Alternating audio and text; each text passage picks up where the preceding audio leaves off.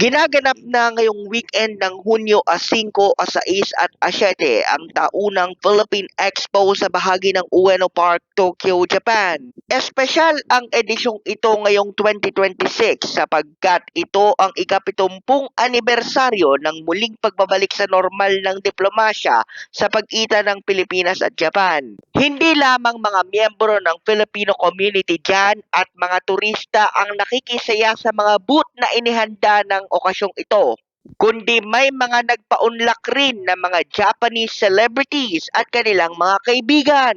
Tulad na lamang ng idol girl group na Lolo Chocho na nagsilbi ring mga performers para sa unang araw ng Philippine Expo, gayon din ang Run With You. At bumisita rin ang dating miyembro ng MNL48 na si Wanaka Mirai. Maski ang pinakamalaking grassroots fan club ng SB19 dyan sa Japan na 18 Japan ay nag-organize din ng kanilang on-the-ground promotions tulad ng mga stickers at printable advertisements na nakikita nyo sa inyong mga screen upang anyayahan ang mga nagnanais manood ng paparating na Summer Sonic Music Festival sa Agosto 14 at 15 kung saan magiging isa sa mga headlining artists ang SB19.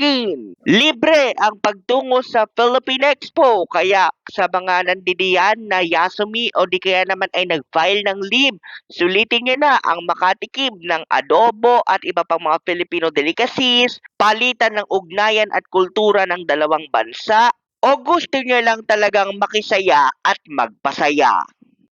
Samantala, ginaganap din ngayong weekend ng Hunyo 6 ang kahalintulad na promotion ng mga SB19 fans na nakabase naman mula sa Kansai region ng Japan upang ipamalita ang nalalapit na pagiging headliners ng P-Pop Kings sa Summer Sonic Music Festival. Ang mga punong abala niyan ay ang Kansai 18 na nagtipon sa bahagi ng Minato no Mori, Kobe, Japan na pinagdarausan din ng Pistang Pilipino sa Kobe na organisado ng ilang miyembro ng Filipino community doon at suportado ng Philippine Consulate General in Osaka at ng mismong Migrant Workers Office. Kaya in full 100 o 200% gear na ang ginagawa ng mga 18 upang muling manabik ang publiko sa world-class talent na kayang ibigay ng 5 habang palapit ang prestihiyosong Summer Sonic Music Festival. Yan ang totoong balita mula sa Mabuhay Radio Japan Worldwide. Sa bawat oras, bawat himig na nanatili kaming walang takot, walang pinapaboran. Nag-uulat sa larangan ng SB19. Ito ang inyong sanbat sa Patrol number 2, Stephen Saras Perez.